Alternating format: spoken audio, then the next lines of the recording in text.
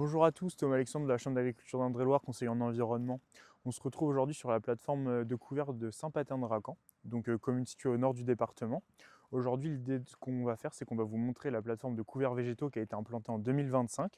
L'objectif de ces couverts, voilà, ici, c'est de retenir l'azote, mais on peut retrouver d'autres problématiques comme celle-ci, qui sont les nitrates, donc dans les eaux, soit des captages, soit des rivières, comme par exemple on peut retrouver sur la Brenne. L'idée aujourd'hui, c'est qu'on va vous montrer un peu les intérêts de ce couvert végétal qui a été financé à la fois par l'Agence de l'eau, le CIVOM de l'Escoté qui est le distributeur d'eau local, et puis nous, la Chambre, qui avons participé aussi. Et on a aussi du coup les Copénégos qui nous ont fourni leur mélange qu'ils préconisent aux agriculteurs du territoire. Bonjour à tous, Pierrick Villeray, conseiller à la Chambre d'agriculture d'Indre-et-Loire. Comme vous l'a dit Thomas, donc au niveau des couverts, l'intérêt principal, c'est évidemment dans un premier temps de retenir l'azote pour éviter la lixiviation. Mais vous le savez très bien, quand vous implantez des couverts végétaux, vous cherchez aussi d'autres atouts agronomiques. Ça peut être la production de biomasse pour donner à manger à la vie du sol, à notre faune du sol. Ça peut être d'éviter le salissement ou en tout cas de le maîtriser dans le couvert ou même de limiter l'érosion sur des terrains qui peuvent être fragiles, comme ici sur des limons battants. Voilà, ça permet aussi de préserver votre structure.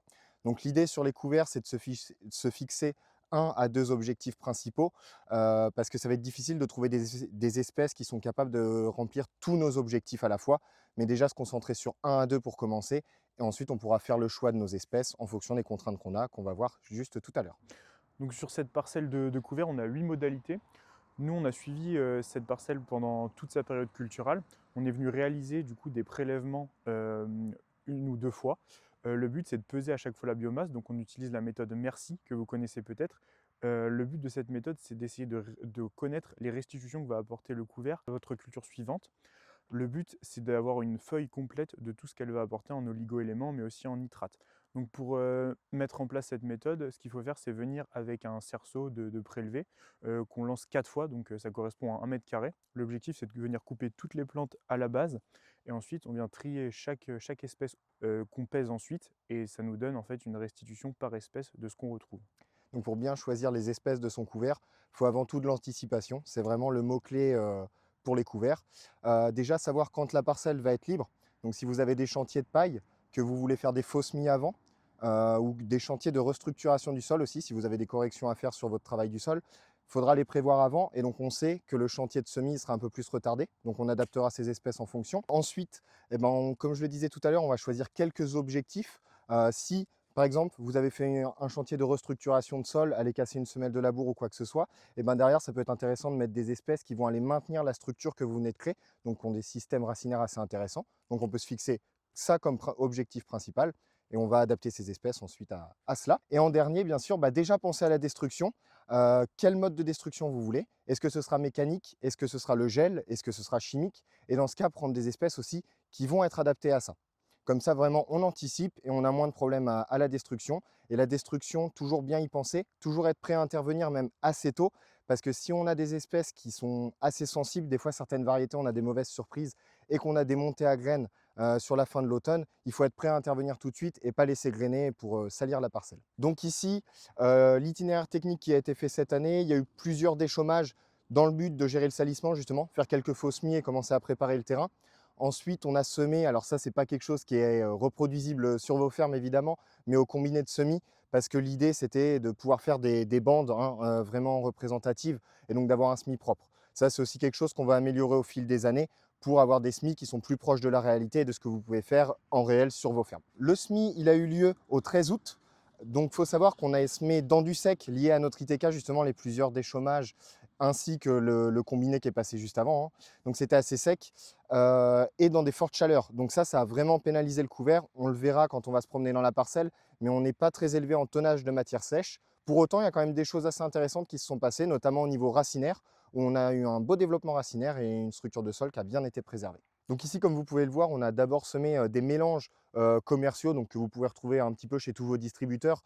Et on a également rajouté, donc vous le voyez, des févroles de ferme évidemment pour réduire les coûts d'implantation, afin d'avoir une légumineuse qui est quand même assez intéressante. On en reparlera quand on verra espèce par espèce. Mais voilà, on a rajouté donc environ 50 kg de févroles envoyés à la volée. Et on est passé par-dessus avec le combiné de semis juste après. Et un dernier petit point au niveau du contexte aussi, c'est que On a certainement de très faibles reliquats azotés. On n'en a pas fait directement sur la parcelle, mais on a vu que ça plafonnait autour de 30 à 40 unités d'azote pris par les plantes, hein, pas par les légumineuses, mais vraiment capté par tout ce qui peut être crucifère, etc. Et donc on pense qu'on atteint vraiment un plafond parce que l'agriculteur nous a dit aussi qu'en voyant les rendements qu'il pouvait atteindre, il avait régulé sa fertilisation azotée pour éviter d'avoir des reliquats post-récolte trop importants. Donc ici, on est sur le premier mélange qu'on va vous présenter à base de moutarde d'Abyssinie et de trèfle d'Alexandrie. Donc comme vous pouvez le voir, ici on a un joli pied de moutarde d'Abyssinie. C'est assez intéressant, donc une crucifère. À voir si vous souhaitez les garder dans vos mélanges, parce que souvent vous avez du colza dans vos rotations. Donc voilà, à voir si vous souhaitez quand même avoir des crucifères. L'avantage de la moutarde d'Abyssinie, donc très bon sipant, comme toutes les crucifères en général. Euh, Assez concurrentielle aussi, parce que forcément sur l'azote, elle va être très forte, très agressive. En revanche, on va être sur des céssurènes assez élevées. Donc attention aux fins d'azote, bien anticiper la destruction pour ne pas pénaliser la culture suivante. Et l'avantage de la moutarde d'Abyssinie par rapport aux autres moutardes, c'est qu'elle est de manière générale beaucoup plus tardive. Donc moins de risque de monter à graines. Et donc l'autre espèce de ce mélange, c'est des trèfles d'Alexandrie. On en retrouve un petit peu, mais vous voyez, je dois les chercher. Il y en a juste ici. Donc les trèfles d'Alexandrie, effectivement, on les retrouve quand même moins, plus sensibles au sec, plus sensibles à la concurrence. Donc dans les couverts, en général, ils s'expriment moins. On peut le voir ici, ça ne fait pas non plus, même quand on les retrouve, une matière sèche qui est très importante. Donc attention à ces espèces-là qui sont intéressantes tout de même, mais dans des mélanges très variés, très diversifiés. Si on a 5-6 espèces, ça peut être intéressant que ce soit la 5 ou 6e espèce. Si on n'en a que deux, comme sur un moutarde d'Abyssinie, trèfle d'Alexandrie, il faudra beaucoup miser sur la moutarde et ça nous fait qu'une espèce pilier. Donc voilà, avec précaution, ça peut être intéressant, mais sur des mélanges très diversifiés. Et pour vous donner aussi les densités, on était à 3,15 kg tout à l'heure sur la moutarde d'Abyssinie et 3,85 kg sur les trèfles d'Alexandrie. Ici, on arrive dans le deuxième mélange qu'on va vous présenter aujourd'hui, où on a de la facélie, du trèfle d'Alexandrie encore une fois, et deux types de vesses. Donc la facélie, chez nous, là ici dans le Nord Touraine, mais en Touraine en général, c'est quand même très intéressant dans les couverts quand on est sur des semis de fin juillet jusqu'à mi-août. Donc là, on est dans une plage qui lui convient assez bien quand même. C'est une famille qu'on ne retrouve pas dans les espèces qu'on cultive, hein, c'est une hygrophilacée. Donc c'est intéressant parce qu'on n'a pas de problème de maladie, etc. Ça fait en général une bonne production de matière sèche. Cette année, un petit peu moins, mais par les inconvénients qu'on a pu voir au début de la vidéo. Puis, ça fait quand même une bonne structuration du sol, surtout sur les premiers centimètres. Voilà, ça n'a pas vraiment de gros inconvénients, si ce n'est peut-être son céssurène qui est un petit peu élevé. Donc c'est une espèce très intéressante, mais associée avec des légumineuses pour pouvoir baisser ce céssurène-là et éviter les fins d'azote sur les cultures suivantes. Donc ici, comme je vous le disais, on a deux types de vesses. Dans les couverts, on peut retrouver trois types de vesses différents. Donc la veste pourpre, velue et commune, qui ont chacune des petites caractéristiques différentes. Sur des couverts qu'on va semer en estival, donc les couverts d'été, ça peut être toujours intéressant d'avoir la veste pourpre qui est celle qui va avoir les démarrages les plus forts et qui va aussi mieux profiter des températures assez chaudes de l'été. Donc juste ici, on peut retrouver un beau tapis de veste, comme on vous le disait, hein, c'est une espèce qui va être assez couvrante, qui a vraiment son intérêt de venir combler les trous dans nos mélanges, et donc il va y avoir un rôle aussi sur le salissement. Elle va vraiment aller bloquer la lumière, ce qui va permettre de concurrencer directement les adventices. Et en plus, là, gros intérêt, légumineuse, donc on va venir faire baisser notre céssurène, rapporter de l'azote dans nos systèmes. Donc avec les facélies, ça s'accorde assez bien. Petit point d'attention, c'est quand même des légumineuses qui demandent de l'ensoleillement et de la température. Donc sur des semis de fin août ou septembre, ça va être plus vraiment leur période. Il faudra les réserver à des semis plus précoces qu'on va aller jusqu'à mi-août. Elles seront assez adaptées. Et si c'est avant, c'est encore mieux, elles profitent des températures estivales qu'on a. Ouais, les couverts, ils ont un réel intérêt sur la structure, mais aussi sur l'érosion des sols. Donc, comme sur les bassins versants qu'on retrouve ici sur le nord de la Touraine, on a des parcelles avec des pentes qui peuvent se retrouver à nu en hiver. L'idée, c'est d'avoir ce couvert qui va venir garder la structure du sol. Donc, on peut retrouver différents enracinements sur nos couverts. Donc là, par exemple, on a la moutarde qui a été présentée tout à l'heure, qui va faire un pivot assez profond, là qui fait autour de 25 cm, vous voyez, avec l'écartement de mes doigts, donc qui peut être intéressant pour aller voir si on a des semelles de labour, hein. Quand on a des semelles de labour, la racine a tendance à faire un petit S, donc ça c'est important, le couvert nous le montre bien. On a la facélie qui a un peu le même principe, qui a un pivot un peu plus gros et qui a aussi des filaments qui partent sur les côtés, donc pour garder une sorte de chevelure racinaire. Et on a aussi du coup la févrole, là où vous le voyez bien, on a vraiment des racines qui descendent avec un chevelu très profond, et qui, on peut voir les nodosités pardon, qui sont blanches et qui nous montrent que de l'azote atmosphérique a bien été capté. Donc le but, c'est d'avoir ces couverts-là le plus longtemps possible pour garder une structure cohérente sur nos sols. On peut le voir aujourd'hui, on ne s'enfonce pas, le sol est sain, on pourrait y rentrer avec un tracteur sans forcément s'enfoncer alors qu'il vient de pleuvoir quand même assez régulièrement. Et puis on a aussi un couvert qui est vraiment permanent pour éviter cette érosion qui pourrait venir après des fortes pluies hivernales. Il y a quelque chose qui nous permet aussi, nous, techniquement, de montrer cet enracinement en profondeur des racines. On peut faire des profils 3D, donc avec des télescopiques, où on vient vraiment planter les pales du télescope dans le sol pour remonter un bloc de terre, et ça nous permet de voir vraiment l'enracinement. Sur cette parcelle, on pouvait voir des racines qui descendaient autour de 45 cm, donc ça montre vraiment une perforation en profondeur qui peut être aussi très bénéfique pour l'infiltration de l'eau. Ici, on arrive dans le dernier mélange de la plateforme de couvert, où on retrouve avoine, facélie, vesse et trèfle d'Alexandrie. Donc l'intérêt de l'espèce qu'on n'a pas encore vue, donc l'avoine, c'est que c'est un très bon piège à nitrate. Par contre, qui veut dire très bon piège à nitrate, veut dire aussi qu'on aura un C sur N qui sera assez important, même problématique qu'avec les crucifères. Donc pensez à une destruction assez précoce. Une destruction assez précoce aussi parce que le chevelu racinaire que va faire, très fasciculé, que va faire l'avoine, va beaucoup maintenir d'humidité. Donc sur des limons battant assez hydromorphes qu'on a ici, attention à la reprise au printemps si notre chevelure racinaire a maintenu vraiment beaucoup d'humidité, donc destruction assez précoce. Et au niveau destruction, l'avoine, elle réagit très mal aux destructions mécaniques, elle peut repartir très facilement. Donc c'est vrai que c'est dommage, notamment sur des enjeux à eau comme on est ici, d'utiliser de la chimie. Bon, parfois c'est la meilleure option aussi qu'on peut avoir, mais là voilà, ça permet d'autres destructions mécaniques comme le broyage ou le rouleau peuvent le permettre. On doit forcément être sur un travail du sol ou une destruction chimique. Un autre petit inconvénient, c'est qu'on est sur des PMG qui vont être un peu plus importants.